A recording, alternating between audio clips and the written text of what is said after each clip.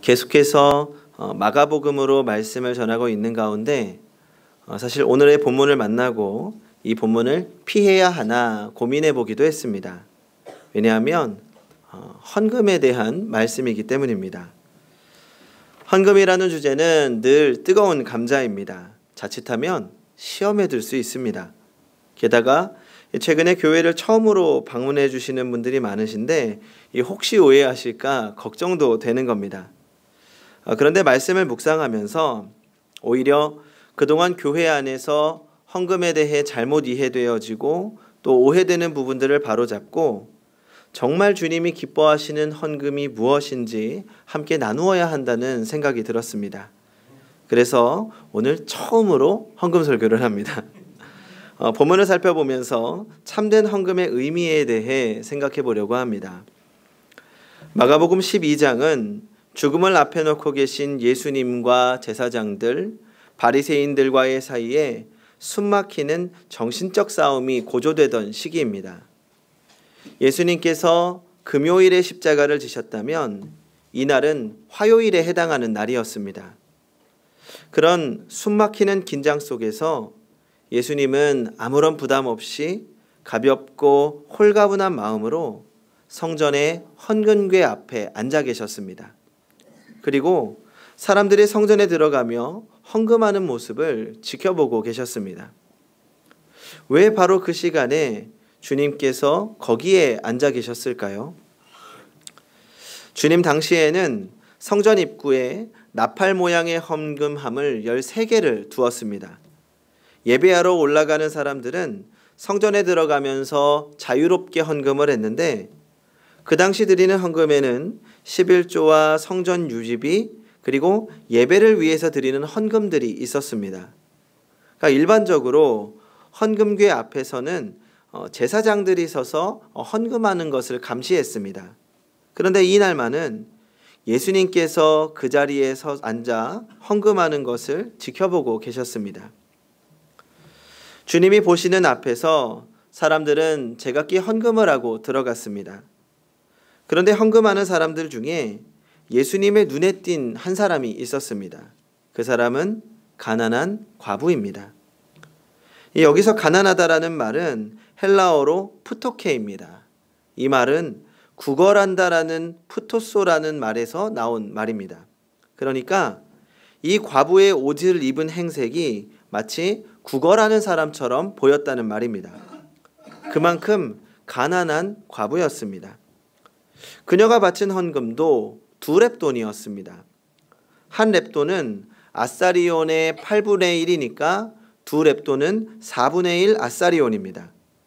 그런데 당시 참새 한 마리가 한 아사리온에 팔렸습니다. 그러면 2렙돈을 가지고는 참새 4분의 1이나 겨우 살 수 있는 아주 작은 금액이지요. 한 1,000원, 2,000원 정도 될까요? 그런 헌금을 드리는 과부를 보시면서 예수님은 대단히 기뻐하십니다. 그리고 이렇게 칭찬하십니다. 이 가난한 과부가 모든 사람들보다 많이 넣었도다.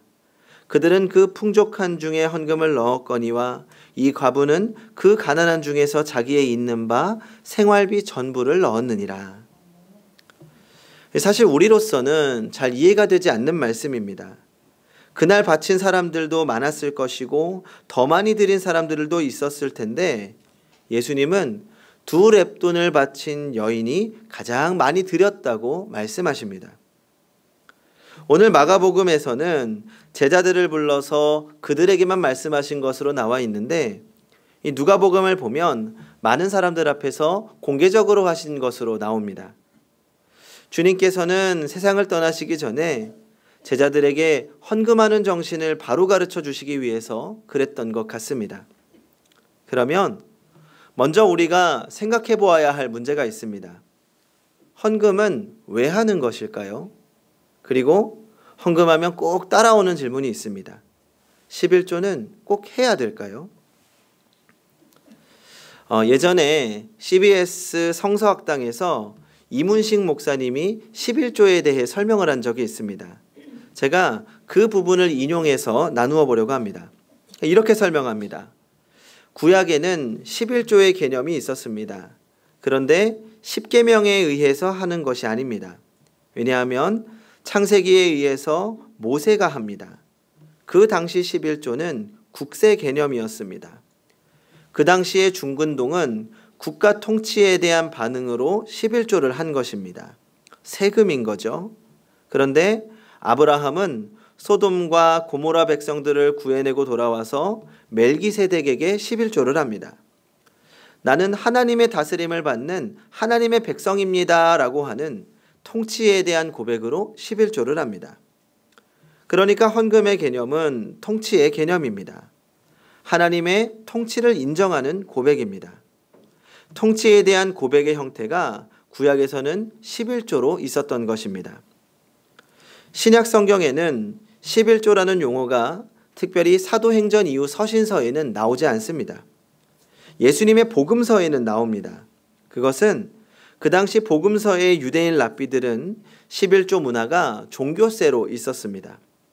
그땐 그렇게 이야기하셨지만 새로운 공동체인 교회가 생긴 다음 신약 성경에서는 11조 이야기를 안 하십니다.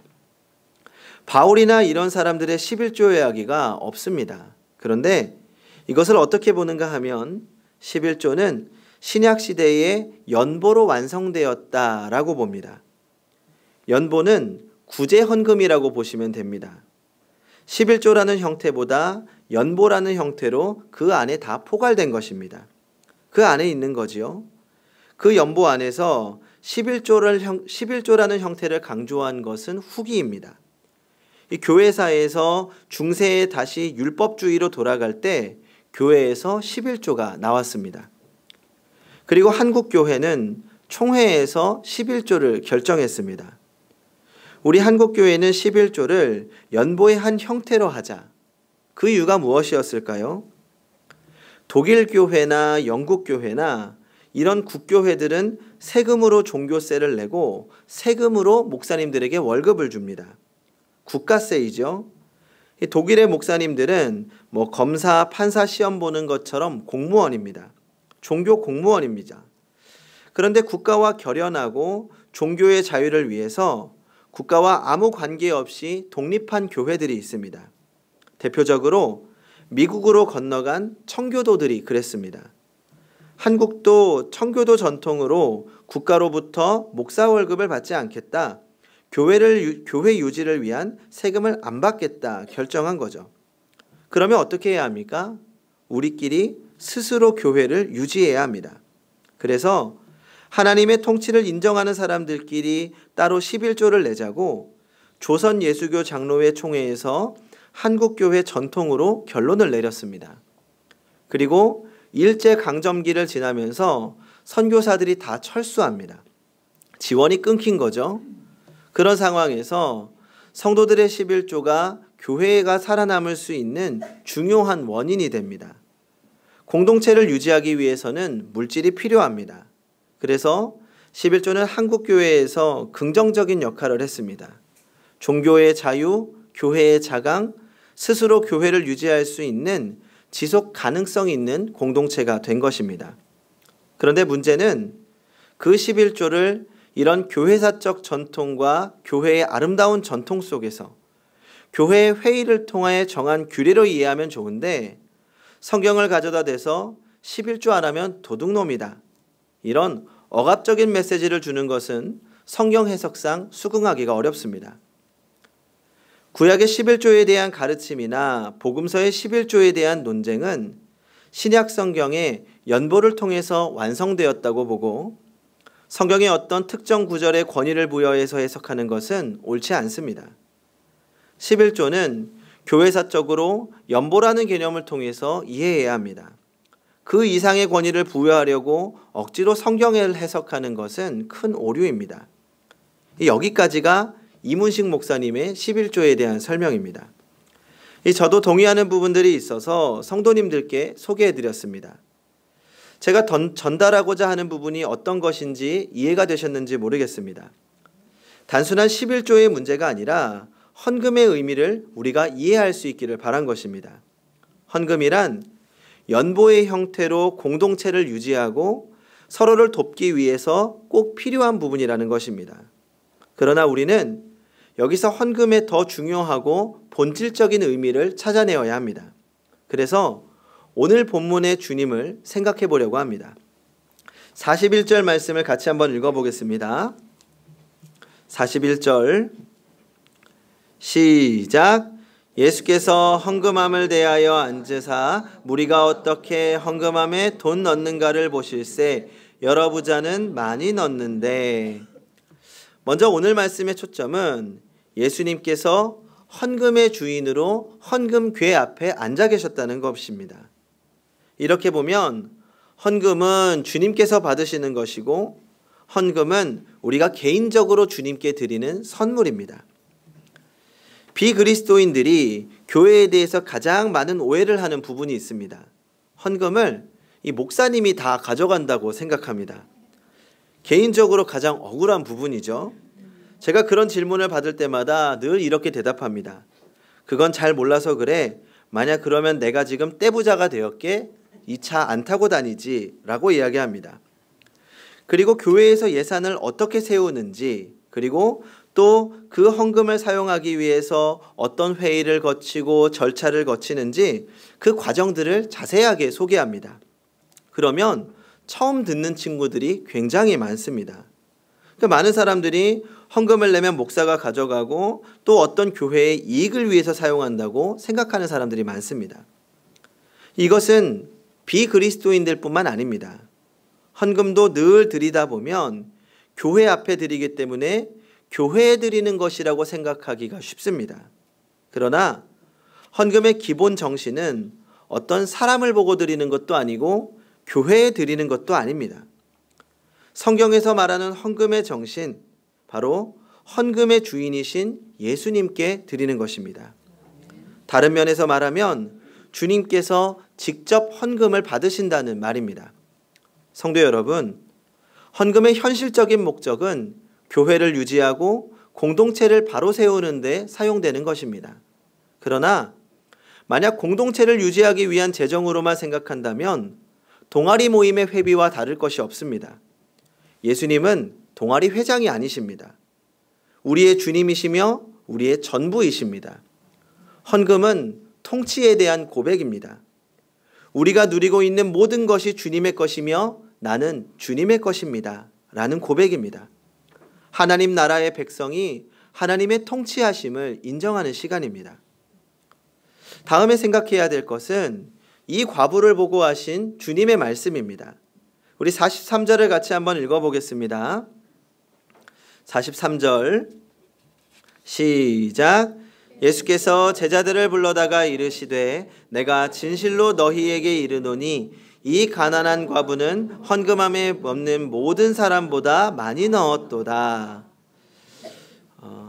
산술적으로 잘 이해가 되지 않는 말씀입니다. 왜 예수님은 과부의 헌금을 다른 사람보다 많다고 했을까요? 전에 제가 섬기던 교회에서 청소년부 사역을 할 때 주일에 교회에 도착하면 한 6시 50분 정도가 됩니다. 일부 예배를 준비하고 내려오면 이 아침 먹을 수 있는 시간이 없기 때문에 간단하게 주먹밥으로 해결을 합니다. 그리고 일부 예배를 드리고 이런저런 준비를 하고 이 청소년부 예배를 드리고 나면 12시가 넘었습니다. 그리고 임원 친구들과의 모임을 하게 되면 이 보통 점심을 먹지 못합니다. 오히려 점심을 먹으면 긴장이 풀릴까 봐 일부러 먹지 않기도 했습니다. 아무튼 그렇게 점심이 지나가고 나면 저녁이 될 때까지 무엇을 먹을 시간이 없어서 배가 엄청 고프죠. 그런데 이제 가끔 여유 시간이 돼서 한 1시 반쯤 이 사무실에 앉아 있을 때가 있습니다. 그런데 당시에 고3 친구들 중에 몇 명이 문을 빼꼼히 열더니 저를 찾는 겁니다. 그리고 전도사님 하고 저를 부르고 나서 굉장히 부끄럽고 조심스럽게 음료수 하나를 저에게 주고 가는 겁니다. 처음에는 아무 말도 없이 그냥 주고 가길래 이 녀석들이 무슨 일이지 생각했습니다. 그런데 그 다음 주에는 우유랑 빵도 사다 주고 또 그 다음 주에는 음료수랑 뻥튀기를 가져다 주기도 했습니다. 그래서 제가 물었죠. 너네들 도대체 왜 그래? 무슨 목적이야? 그랬더니 한 번은 주면서 전도사님 응원하는 거예요 라고 하더라고요. 너무 기분이 좋았죠. 뭘 얻어먹어서가 아니죠. 저도 대접도 받아보고 좋은 것도 많이 먹어봤습니다. 그런데 그 친구들이 조심스럽게 건넨 빵과 우유가 저에겐 너무나 큰 기쁨이었습니다. 중고등학교 시절에 먹고 싶은 것도 많고 하고 싶은 것도 많지 않습니까? 항상 용돈이 부족합니다. 1,000원, 2,000원도 소중합니다. 그런데 이 저를 응원한다고 빵과 우유를 사올 때 그 친구들 마음을 생각해 보니까 너무나 크게 느껴진 거죠. 주님이 보시는 헌금은 액수에 있는 것이 아닙니다. 헌금을 드리는 사람들의 마음 상태입니다. 어떤 마음으로 드리냐 하는 것입니다. 헌금에서 우리가 분명하게 언급하고 지나가야 할 것이 있습니다. 그것은 우리가 무엇을 얼마나 드리냐 보다는 우리가 어떻게 왜 드리냐 하는 것이 더욱 강조되어야 하는 것입니다. 이 점이 하나님 보시기에 훨씬 중요합니다. 바울 사도도 고린도후서 9장 7절에서 이렇게 이야기합니다. 각각 그 마음에 정한 대로 할 것이요 인색함으로나 억지로 하지 말지니 하나님은 즐겨내는 자를 사랑하시느니라. 또 고린도후서 8장 12절입니다. 할 마음만 있으면 있는 대로 받으실 터이요 없는 것을 받지 아니하시리라. 주님은 우리가 얼마나 버느냐에 관심 없으십니다. 그것을 강조하면 이기심과 탐욕에 사로잡히기 때문입니다. 단지 얼마를 나누며 사느냐에 관심을 가져야 할 것입니다. 이렇게 살려고 하면 우리 자신이 먼저 자신을 주님께 드려야 할 것입니다. 그런 다음에 얼마를 드려야 하는지 결정해야 합니다. 헌금은 자기가 받은 은혜를 개인적으로 하나님께 드리는 것이기 때문에 귀한 것입니다. 물론 모든 것이 다 하나님의 은혜에 감사하는 것이지만 특별히 헌금은 받은 은혜를 나 자신이 개인적으로 은밀하게 하나님께 표현하는 것입니다. 이게 얼마나 귀한 일입니까? 그리고 사실 선물이란 받은 사람보다 준 사람이 더 행복하고 기쁜 일입니다. 그래서 사람들이 크리스마스를 좋아하는 것 같습니다. 어릴 적에는 받는 것을 좋아하지만 내가 성장하고 나면 누군가에게 주는 기쁨을 깨닫게 되는 것이지요. 아마도 주님께서도 받으시는 것보다 우리에게 주시고 더욱 기뻐하실 것이라고 생각합니다. 헌금도 우리가 주님께 드리는 것이기 때문에 사실은 우리가 헌금을 적절하게 하고 나면 무한한 기쁨이 찾아옵니다. 어떤 선물을 받는 것보다 훨씬 기쁩니다. 혹시 성도님들께서도 자녀들로부터 첫 번째 받았던 선물을 기억하십니까? 제가 예전에 설교를 준비하면서 어머니께 여쭈어 보았습니다. 엄마는 나한테 받은 선물 중에 가장 기억나는 게 뭐예요?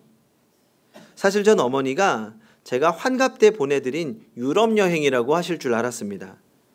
제가 막 군대에서 월급을 탄 지 얼마 안 되었는데 어머니께서 유럽 여행을 가고 싶다고 말씀하시는 겁니다.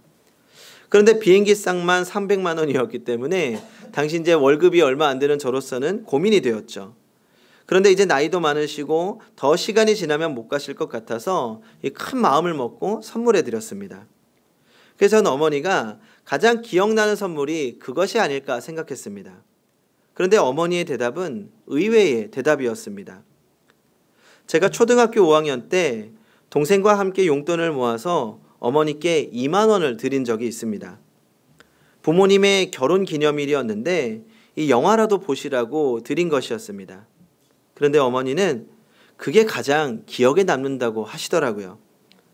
그동안 동생과 저를 키우느라고 영화도 한 편 못 보셨는데 이 어려서 겨우 용돈 모은 것으로 부모님께 드린 것이 너무 감격이었고 기뻤다고 하셨습니다. 얼마나 좋으셨는지 20년 전에 본 영화 제목까지 기억하면서 너무 행복한 시간이었다고 말씀하시더라고요. 성도 여러분, 주님은 우리가 얼마를 내는지에 관심 없으십니다. 그리고 주님은 주는 것을 기뻐하시는 분입니다. 우리의 아버지 되시는 하나님께서 우리에게 베풀어 주시는 은혜는 우리가 아무리 많이 드려도 비교할 수 없습니다. 하나님은 언제나 모자람이 없게 풍성하게 채워주시는 분입니다. 고린도후서 9장 10절과 11절입니다.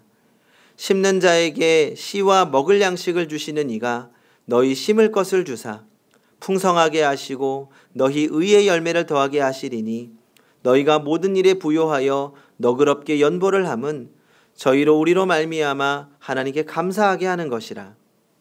성도 여러분, 하나님께 우리의 마음을 드리기 원합니다. 가난한 과부의 두 렙돈을 기뻐하셨던 주님께서 우리의 마음을 받으시고 더 큰 복을 주실 것을 믿습니다. 기도하겠습니다. 세상 모든 것의 주인이시며 은혜 베풀기를 기뻐하시는 하나님, 오늘도 주님께서 주시는 그 은혜를 감사드립니다. 우리가 받은 그 모든 은혜가 주님의 것임을 기억하며 우리의 전부를 주님께 드리기 원합니다. 우리가 얼마를 드리느냐로 고민하는 것이 아니라 우리의 마음을 온전히 주님께 드리는 신앙으로 성숙하게 하여 주시옵소서. 또한 우리가 정성껏 드린 헌금이 하나님이 세우신 교회를 바로 세우는 데 사용되게 하시고 그 교회를 통하여 하나님의 나라가 이 땅에 이루어질 수 있도록 인도하여 주시옵소서. 예수님의 이름으로 기도합니다. 아멘.